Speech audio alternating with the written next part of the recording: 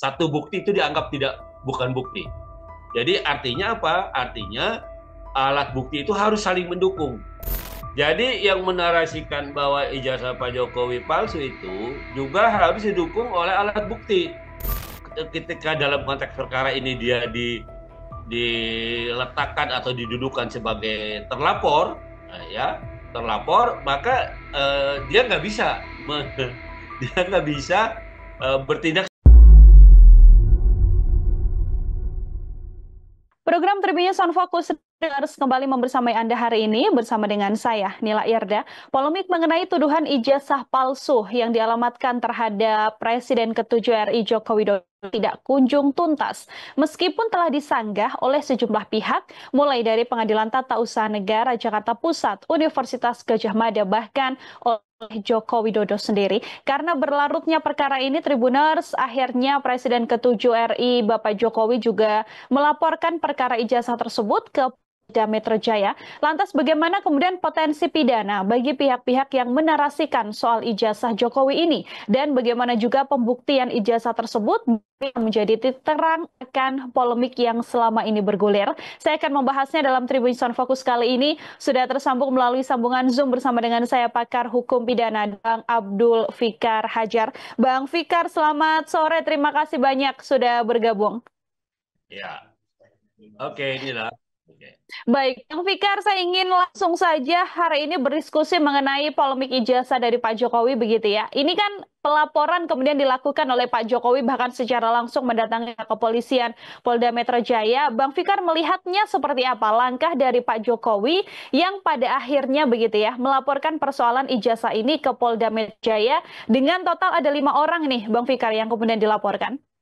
Ya, oke. Saya kira siapapun ya, tidak hanya Pak Jokowi, ya, siapapun orang Indonesia, warga negara Indonesia, ya, atau bahkan warga negara asing yang merasa apa namanya dilakukan suatu perbuatan yang kemudian dianggap merugikan dirinya, dan itu diprediksi atau diperkirakan juga melanggar kepentingan umum.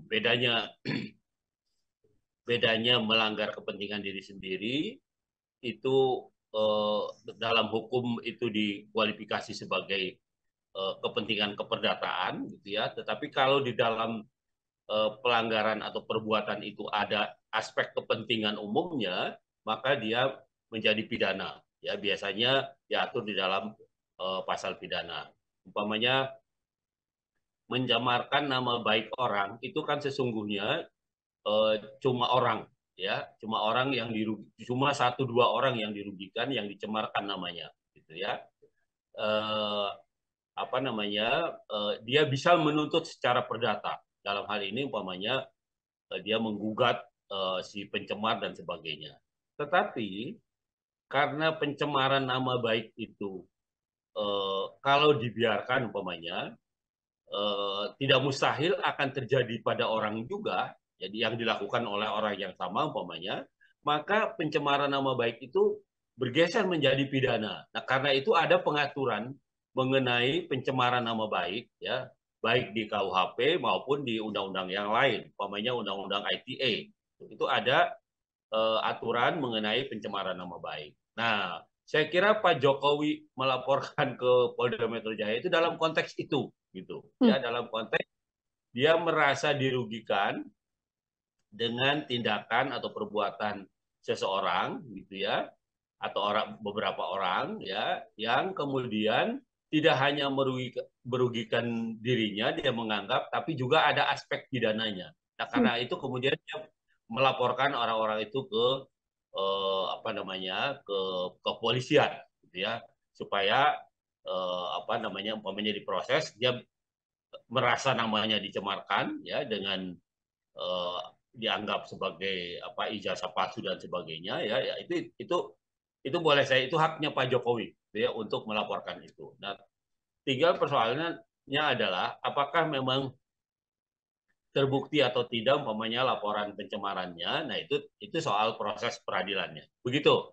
Irna. Oke, dan kemudian terkait potensi pidana atau pasalnya, ini kan artinya pasal pencemaran nama baik begitu ya, Bang Fikar ya. Ini bagaimana potensi pidananya, Bang?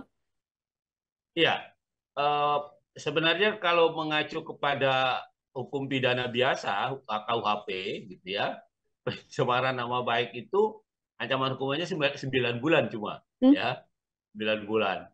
Nah, kecuali kalau di apa namanya di Undang-Undang ITE, ya, Undang-Undang ITE itu pencemaran nama baik di pasal 28 ayat 3 kalau nggak salah ya, muatan muatan internet ya yang muatan atau dokumen elektronik yang mencemarkan nama baik orang gitu ya.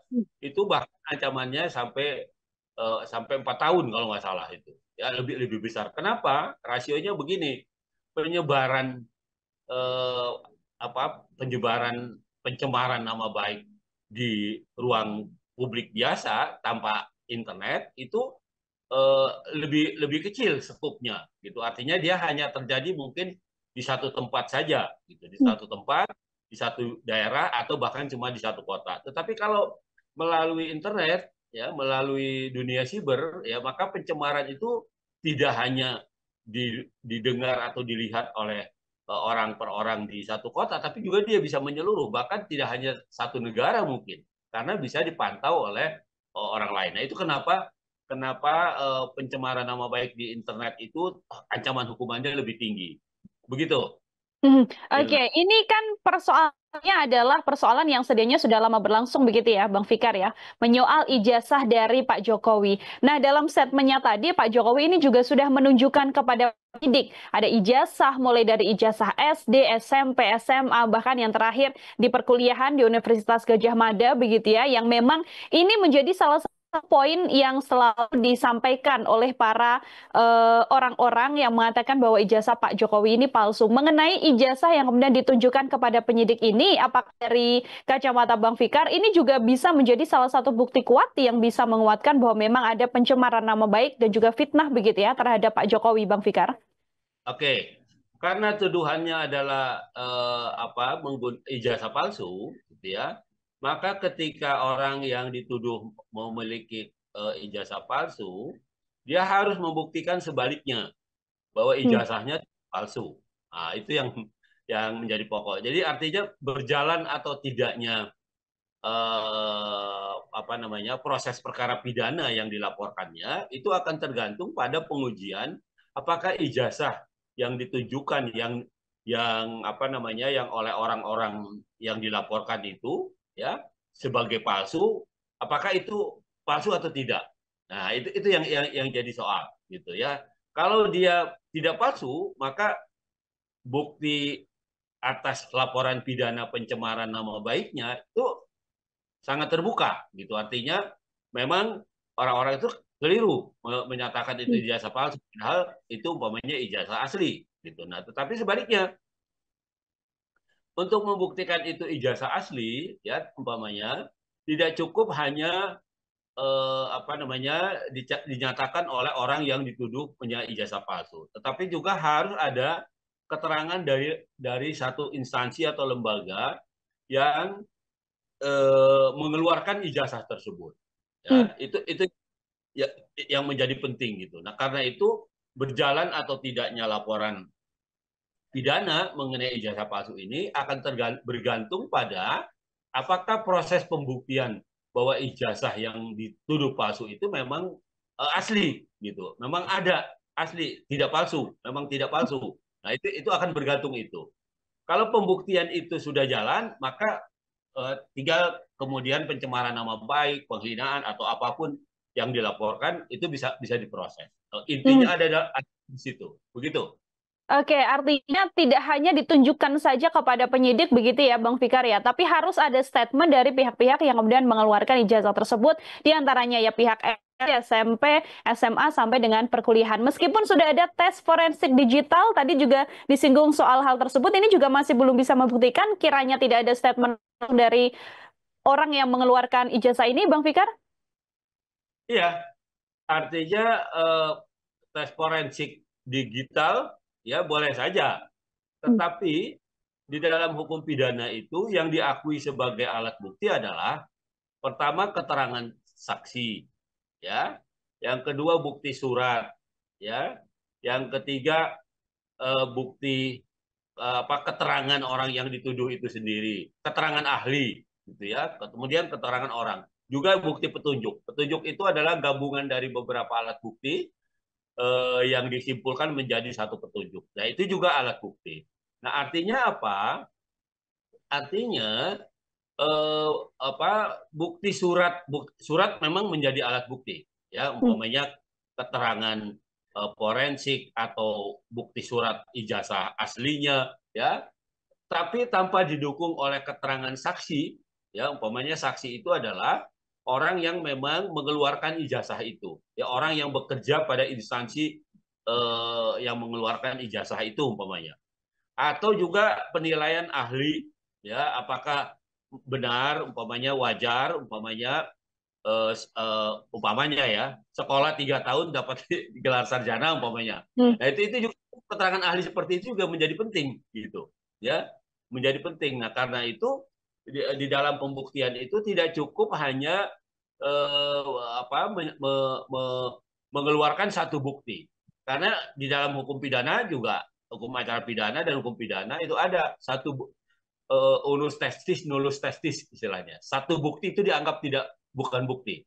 Jadi artinya apa? Artinya alat bukti itu harus saling mendukung antara keterangan saksi, alat bukti surat, keterangan ahli, keterangan terdakwa juga itu harus saling mendukung, membuktikan bahwa memang ada peristiwa pidana yang terjadi. Nah, seperti itu, Mbak.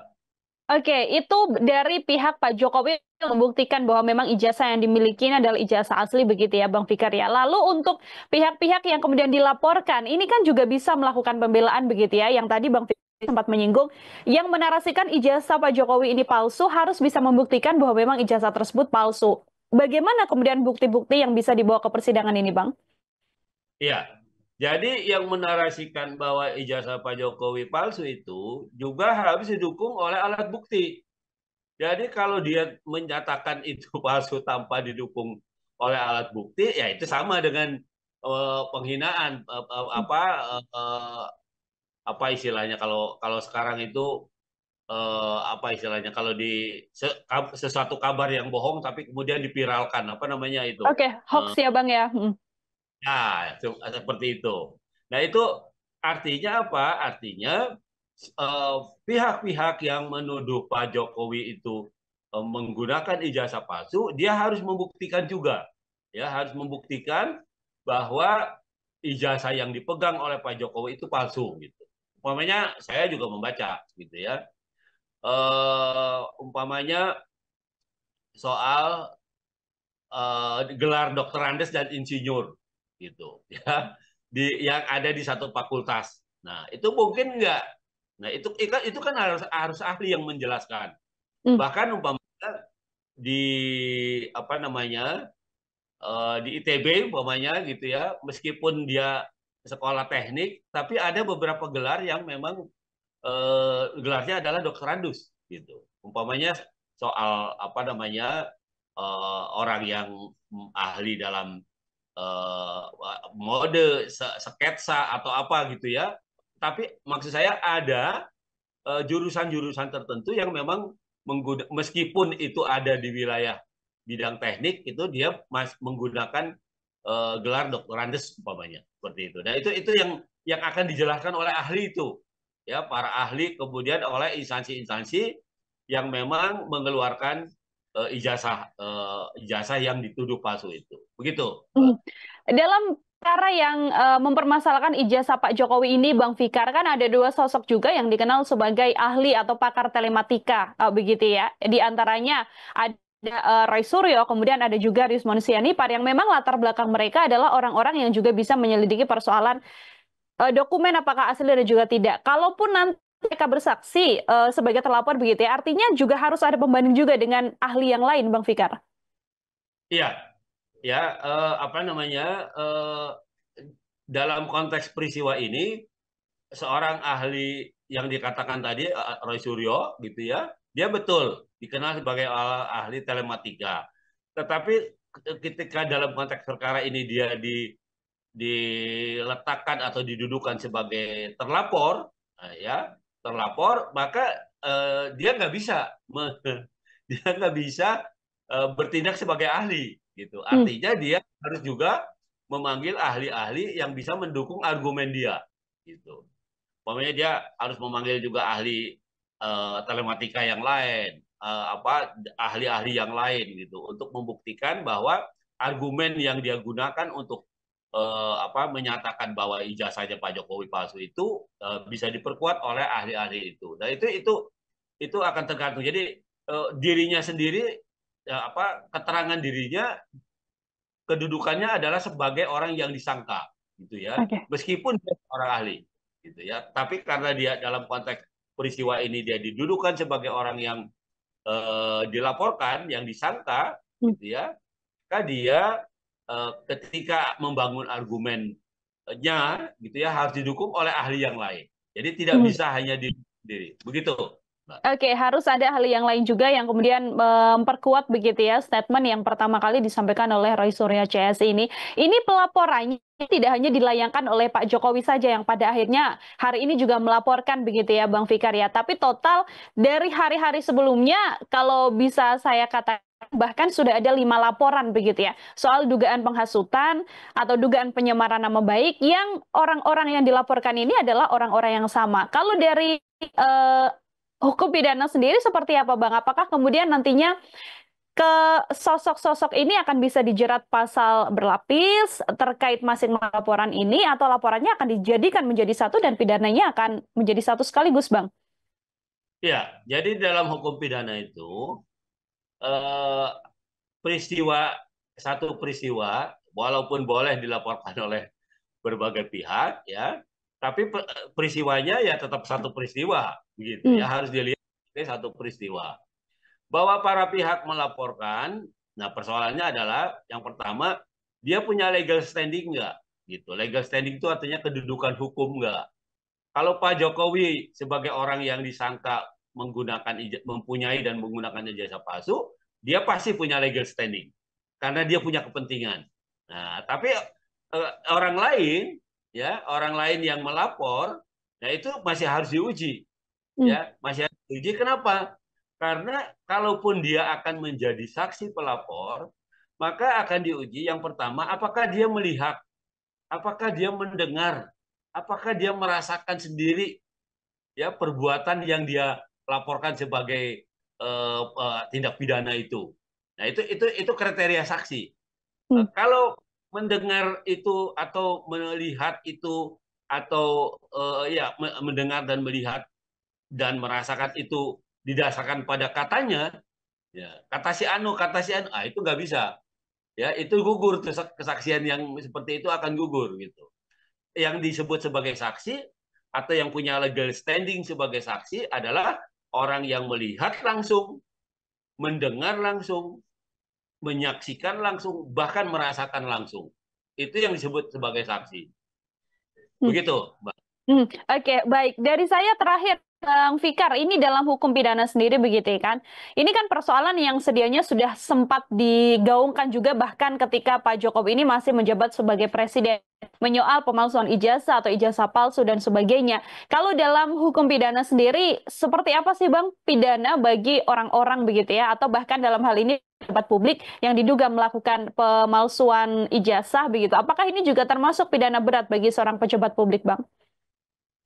Ya, saya kira gini, sebagai kan baru keluar ya putusan Mahkamah Konstitusi yang menyatakan bahwa eh, yang namanya instansi, ya, yang namanya kelembagaan itu tidak bisa dia dikualifikasi sebagai atau punya legal standing sebagai orang korban yang nama baiknya dicemarkan. Nah, Pak Jokowi sebagai presiden itu pun lembaga, gitu. Jadi kalau kalau yang dicemarkannya itu lembaganya, ya, tidak punya legal standing kata Mahkamah Konstitusi begitu. Jadi lembaga itu tidak bisa melaporkan orang, ya. Jadi sekeras apapun orang menyatakan bahwa sebuah institusi itu jelek atau tidak melayani masyarakat dengan baik dan sebagainya, dia nggak bisa melaporkan orang itu sebagai pencemaran nama baik dan sebagainya. Nah, jadi itu yang harus dilihat. Nah, karena itu mungkin ya, ini baru terapaan saya. Pak Jokowi baru sekarang dia melaporkan. Karena waktu itu dia hanya masih sebagai presiden. Nah, Jokowi sebagai presiden itu lembaga. Ya, presiden itu lembaga, pun orangnya ganti-ganti. Karena itu orangnya ganti-ganti. Ya, sekarang Pak Prabowo umpamanya. Sebelum Pak Jokowi ada Pak SBY umpamanya, ada siapa Ibu Mega dan seterusnya. Nah, lembaga kepresidenan itu adalah kelembagaan, institusi dia, bukan orang. Nah, karena itu mungkin dia baru lapor sekarang gitu. Ketika masih ada orang mempersoalkan ijazahnya sebagai ijazah palsu, maka tuduhan itu sudah terhadap Jokowi pribadi.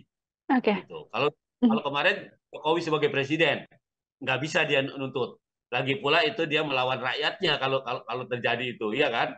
Nah, sekarang karena dia sudah lepas hanya sebagai Jokowi tok, maka kemudian dia melawan sekarang ya dengan mengadu dan memprosesnya secara hukum.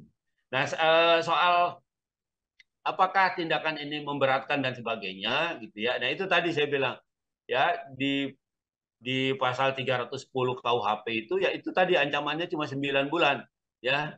Ancaman pidananya cuma 9 bulan. Kecuali kalau penghinaannya itu melalui siber, melalui dunia internet, melalui informasi elektronik atau dokumen elektronik. Nah, itu lebih tinggi malah ancaman hukumannya. Ya, jadi seperti itu. Nah, jadi kita lihat saja siapa yang bisa membuktikan apakah orang-orang yang menggunjingkan soal kepalsuan ijazahnya Pak Jokowi atau justru sebaliknya. Pak Jokowi bisa membuktikan bahwa orang-orang itu sudah mencemarkan nama baiknya, sudah menghina dan seterusnya, dan proses pidana itu bisa dijalankan. Makanya kita lihat ya bagaimana polisi mencoba umpamanya mencari pembuktian. Tentu saja kalau laporannya Pak Jokowi akan di follow up atau akan ditindaklanjuti, maka polisi harus memanggil atau meminta keterangan dari lembaga-lembaga yang berkaitan dengan pengeluaran ijazahnya Pak Jokowi. Saya kira begitu. Oke, ini berarti sudah memasuki babak untuk bagaimana kemudian saling membuktikan ya, Bang Fikar, ya nanti seiring berjalannya persidangan soal pelaporan juga yang dilaporkan oleh Pak Jokowi seperti itu. Baik, Bang Fikar, luar biasa sekali. Terima kasih banyak untuk kesempatan dan juga penjelasan gambangnya mengenai polemik ijazah Pak Jokowi ini. Semoga di lain kesempatan Bang Fikar ada waktu kembali untuk berdiskusi. Sekali lagi terima kasih banyak Bang Fikar. Selamat beraktivitas kembali. Selamat sore, Bang Fikar. Baik, Tribuners, demikian obrolan saya bersama dengan pakar hukum pidana Bang Abdul Fikar Hajar dalam Tribun Fokus kali ini. Nantikan obrolan saya dengan sejumlah narasumber lain dan tema-tema lain hanya dalam Tribun Fokus. Sekarang waktunya Nila Irda untuk pamit diri. Terima kasih banyak dan sampai jumpa. Download Tribun X sekarang. Menghadirkan lokal menjadi Indonesia.